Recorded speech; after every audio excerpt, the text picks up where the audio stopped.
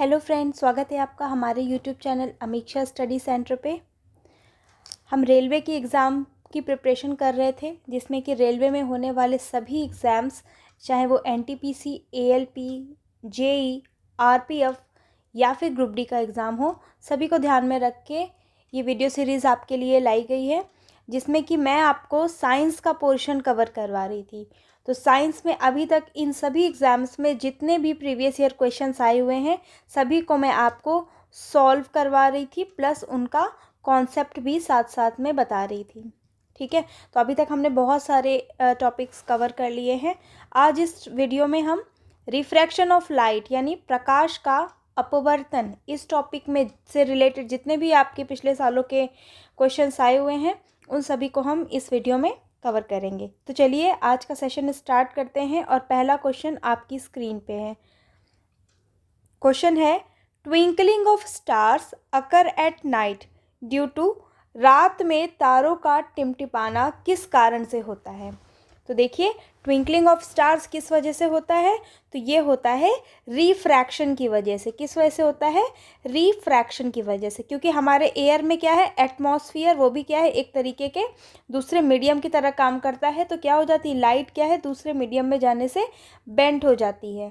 ठीक है, तो इसीलिए हमारा इसका ऑप्शन करेक्ट हो जाएगा ऑप्शन ए, वायुमंडलीय अपवर्तन, या फिर कहें एटमॉस्फेरिक रिफ्रैक्शन।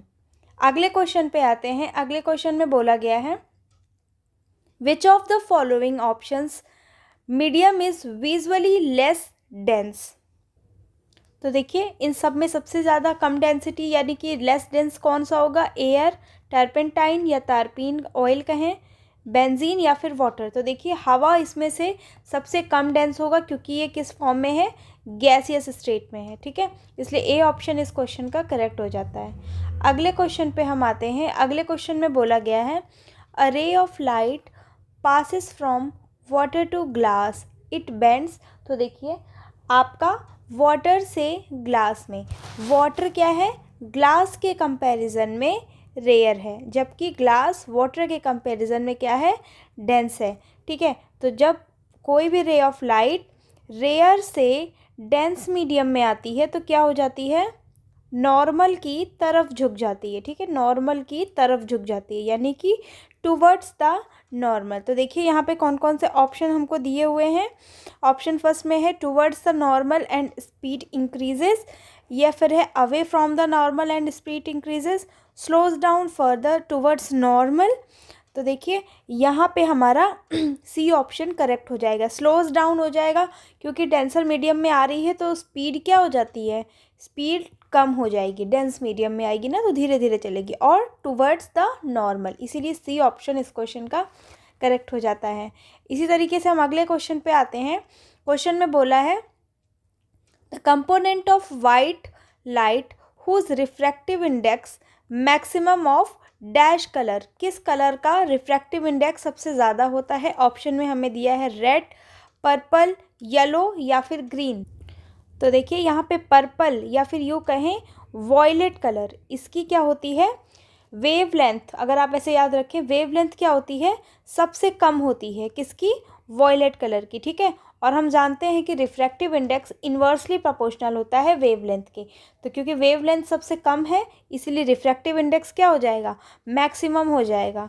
तो यहाँ पे बी ऑप्शन करेक्ट हो जाता है इस क्वेश्चन का।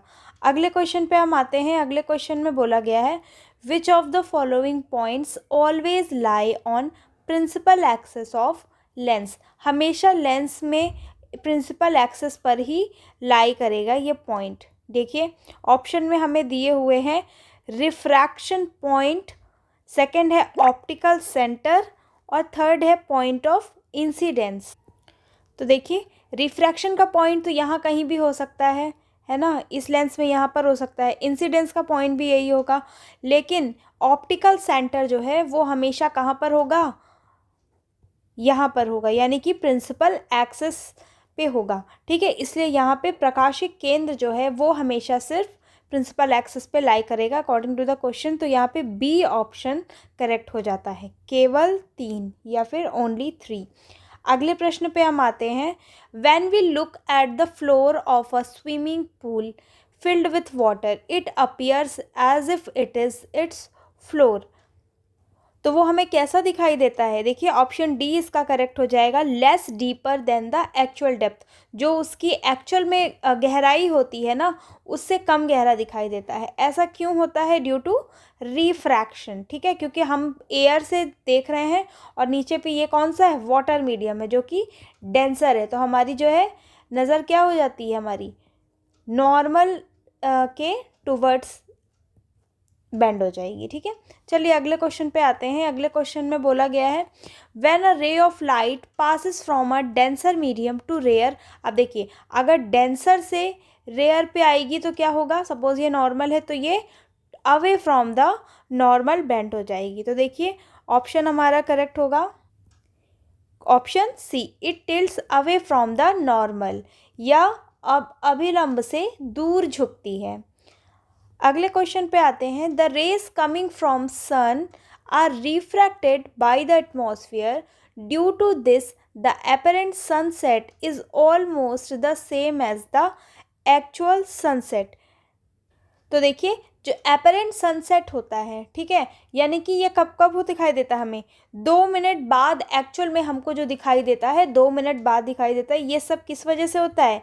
सब रिफ्रैक्शन की वजह से होता है, एटमॉस्फेरिक रिफ्रैक्शन, ठीक है, ये इसका रीज़न हो गया। अगले क्वेश्चन पे हम आते हैं। When light is incident along the normal and enters water through air, then the direction of light is. तो देखिए यहाँ ये कह रहा है कि अगर लाइट इंसिडेंट हो जाए नॉर्मल पे ही, सपोज ये नॉर्मल है, normal perpendicular to the plane होती है ना, तो यहाँ पे अगर लाइट इंसिडेंट कर जाए आपकी नॉर्मल पे ही, तो फिर क्या होता है? डायरेक्शन ऑफ लाइट का ये कुछ नहीं होता, ये क्या हो जाएगी? ये सीधे ट्रैवल हो जाएगी। अंतर कब आता है? जब किसी न किसी एंगल से आती है। तो यहाँ पे ऑप्शन डी हमारा करेक्ट हो जाएगा, there will be no change, या फिर इसमें कोई परिवर्तन नहीं होगा।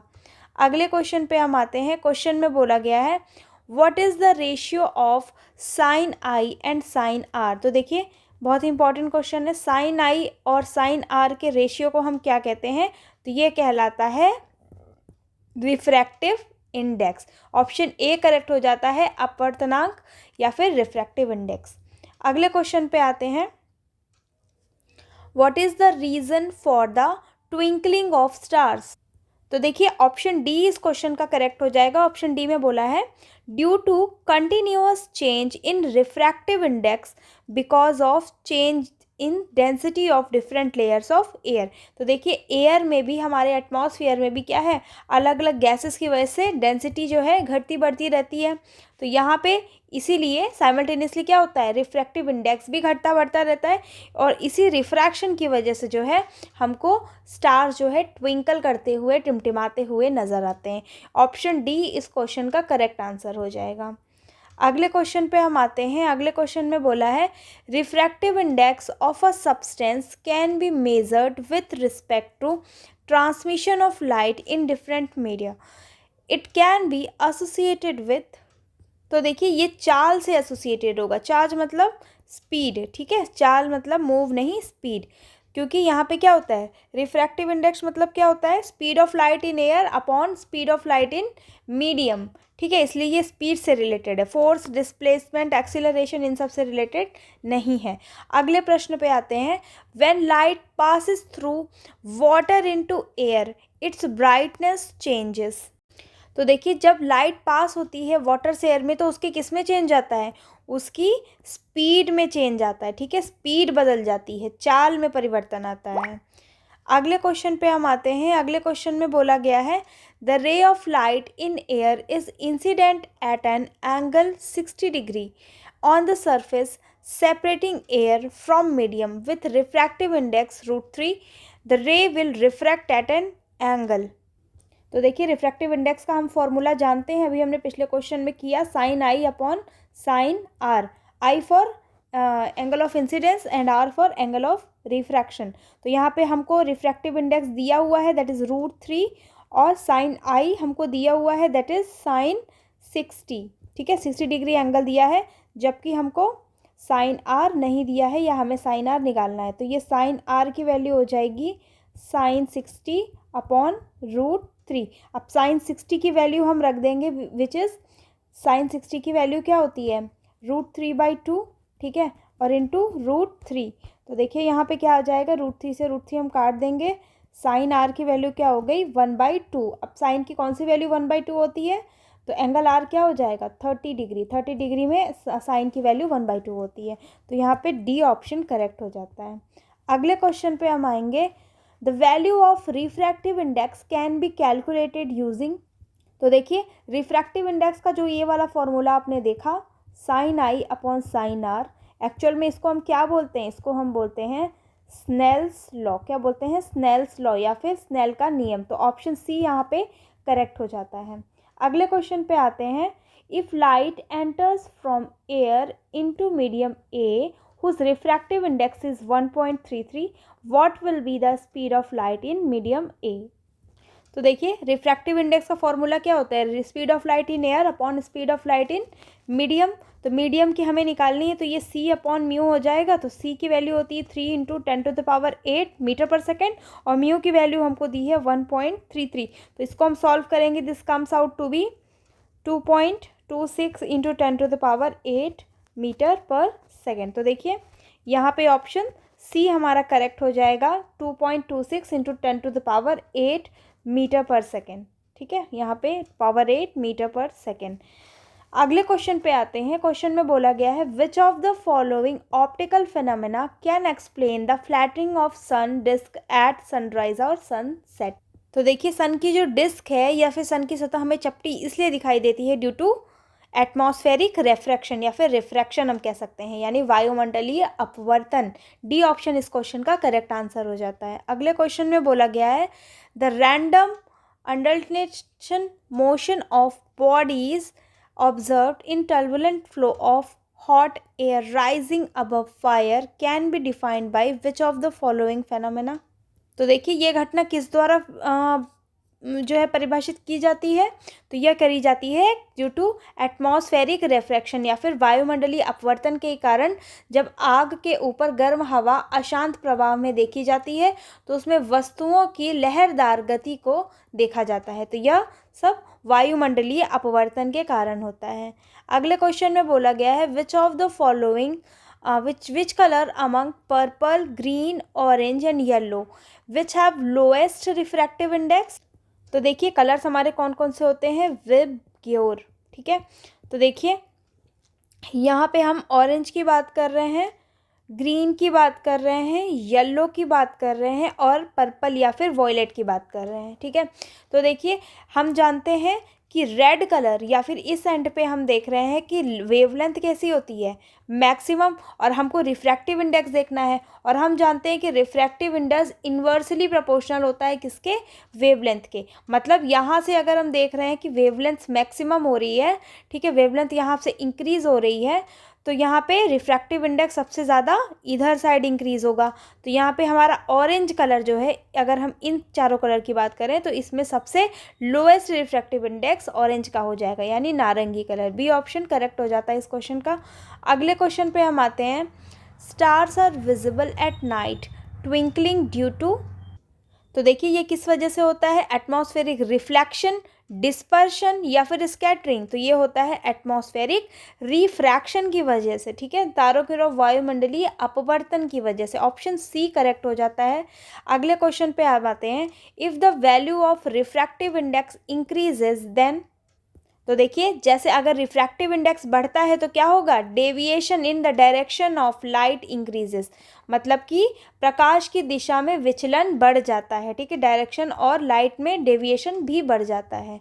अगले प्रश्न पे हम आते हैं। क्वेश्चन में बोला गया है, when immersed in water a rod appears to stick on the interface of the vessel, this is an example of. तो ये देखिए किसका एग्जाम्पल है, अगर हम पानी पे डुबोते हैं और बर्तन के इंटरफेस पे चिपकी हुई प्रतीत होती है तो यह किसका उदाहरण है। तो देखिए ये साफ साफ है कि ये रिफ्रैक्शन ऑफ लाइट का उदाहरण है, यानी कि लाइट के अपवर्तन का उदाहरण है, क्योंकि हम जब पानी में डालते हैं तो क्या हो रहा है, मीडियम चेंज हो रहा है, डेंसर मीडियम में जा रहा है, इस वजह से हो रहा है। चलिए अगले प्रश्न पे आते हैं। अगले क्वेश्चन में है, a rainbow is observed due to refraction of sunlight through rain drops, this means that. तो देखिए जब हमारी रेन ड्रॉप से सनलाइट होके गुजरती है तो वो हमें कैसे 7 रंगों में दिखाई देती है, विबग्योर में, ठीक है, विबग्योर में दिखती है, सॉरी ऊपर से नीचे होता है, ये देखिए यहाँ पे अगर 4-7 रंगों में डिवाइड होती है तो नीचे से विबग्योर, यहाँ से ऊपर से रेड दिखाई देता है, ठीक है, क्योंकि रेड की वेवलेंथ ज़्यादा होती है इस वजह से, है ना। तो यहाँ पे देखिए, यहाँ पे किस वजह से होता है, क्योंकि सनलाइट ये शो करता है कि सनलाइट कैसी है, बहुरंगी, तभी तो यहाँ पे 7 कलर्स में डिस्ट्रीब्यूट हुई लाइट, इसलिए ए ऑप्शन इस क्वेश्चन का करेक्ट हो जाता है। अगले क्वेश्चन में बोला गया है due to atmospheric refraction the apparent position of star who can be held responsible for sun being visible 2 minutes before the actual sunrise and for about 2 minutes after the actual sunset। Sunrise के 2 minute बाद sunrise क्यों दिखाई देता है और sunset के 2 minute बाद तक सनसेट क्यों होता है? ऐसा होता है एटमॉस्फेरिक रिफ्रैक्शन की वजह से, वायुमंडलीय अपवर्तन की वजह से। डी ऑप्शन इस क्वेश्चन का करेक्ट हो जाता है। अगले क्वेश्चन में बोला गया है which of the following is not an example of refraction of light. कौन सा जो है, तो देखिए इसमें जो डी ऑप्शन है the colour of setting of suns red, तो डूबते हुए सूरज का जो रंग लाल होता है ये रिफ्रैक्शन की नहीं बल्कि स्कैटरिंग की वजह से होता है। किसकी वजह से? स्कैटरिंग या कहें प्रकीर्णन, ठीक है। तो यहाँ पे डी ऑप्शन इस क्वेश्चन का करेक्ट आंसर हो जाता है। अगले क्वेश्चन पे हम आते हैं। अगले क्वेश्चन में बोला गया है what is the theory behind the shining of stars.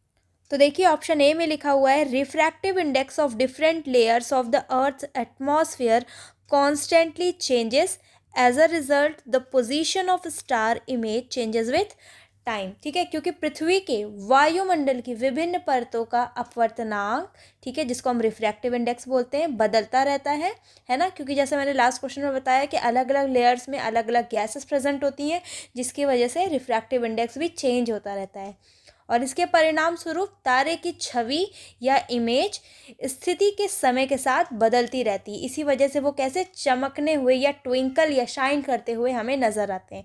Option A इस क्वेश्चन का करेक्ट आंसर है। अगले प्रश्न पे आते हैं the spoon that looks crooked is an example of what. तो देखिए टेढ़ा दिखने वाला चम्मच एक्चुअल में किसका उदाहरण है? तो ये है रिफ्रैक्शन का, यानी फिर अपवर्तनांक का। अगर हम पानी में डालें, स्पून डालें तो वो हमें कैसा है? थोड़ा सा टेढ़ा दिखाई देता है। क्या कारण है उसका? ये है रिफ्रैक्शन की वजह से। अगले क्वेश्चन पे हम आते हैं which of the following does not contribute to lustre of diamond. निम्नलिखित में से कौन हीरे के चमक का योगदान नहीं है? तो देखिए टोटल इंटरनल रिफ्लेक्शन और diamond has high refractive index. कितना रिफ्रैक्टिव इंडेक्स होता है? 2.24, ठीक है। और डिस्पर्शन, ये सारी एक्टिविटीज़ डायमंड में होती हैं, लेकिन हमें नॉट बताना है, does not contribute to low refractive index of diamond. ये इसका करेक्ट आंसर हो जाएगा, क्योंकि हमको नहीं वाला बताना है, इसीलिए डी ऑप्शन इस क्वेश्चन का करेक्ट आंसर हो जाता है। अगले क्वेश्चन पे हम आते हैं what is the absolute refractive index of air. तो देखिए अगर हम एब्सोल्यूट एकदम एग्जैक्ट बात करें तो ये हो जाता है option number D 1.0003। D option इस क्वेश्चन का करेक्ट आंसर हो जाता है। अगले प्रश्न पे हम आते हैं which of the following is not related to flow of heat.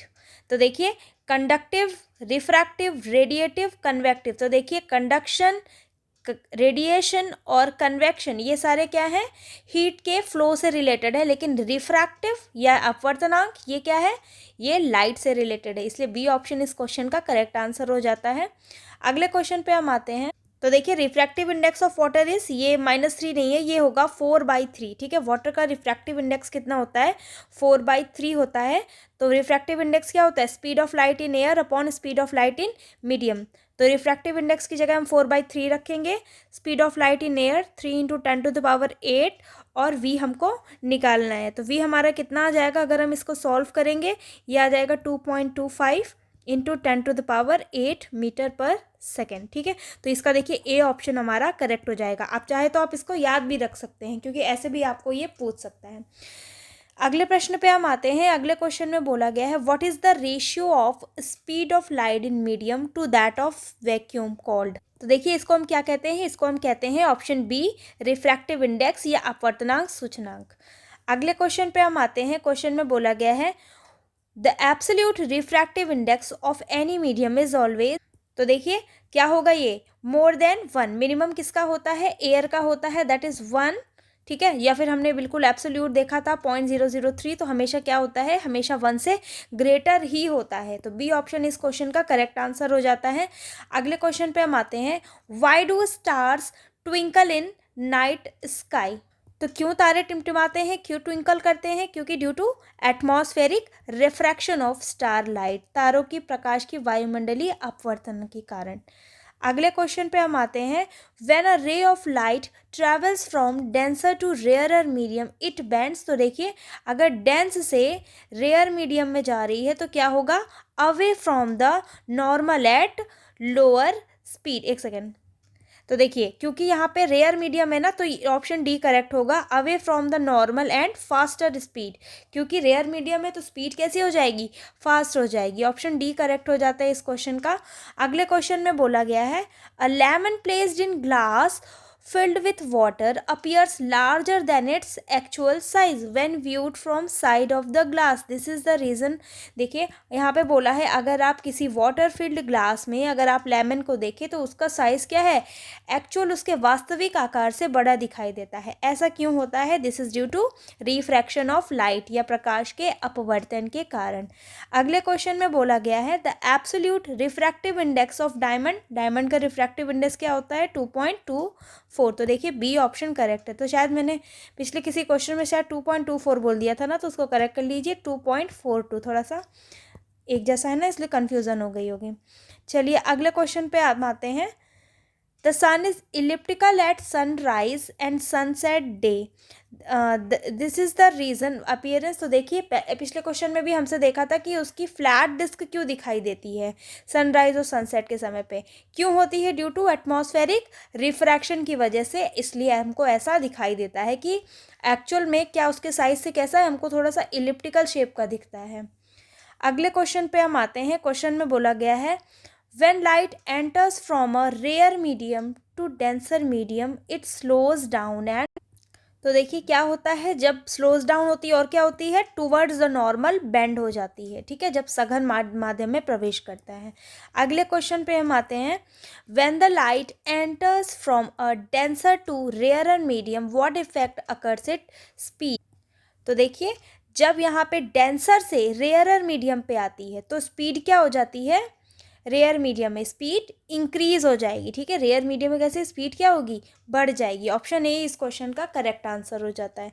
तो ये थे आज के क्वेश्चन जो कि आपके रिफ्रैक्शन से रिलेटेड क्वेश्चन जो आपके आए हुए थे, वो सारे मैंने आपको करवा दिए हैं। ऐसे ही और क्वेश्चंस के लिए चैनल से जुड़े रहिए, सब्सक्राइब करिए और ज़्यादा से ज़्यादा शेयर करिए और लाइक करिए, ठीक है। Thank you for today's video.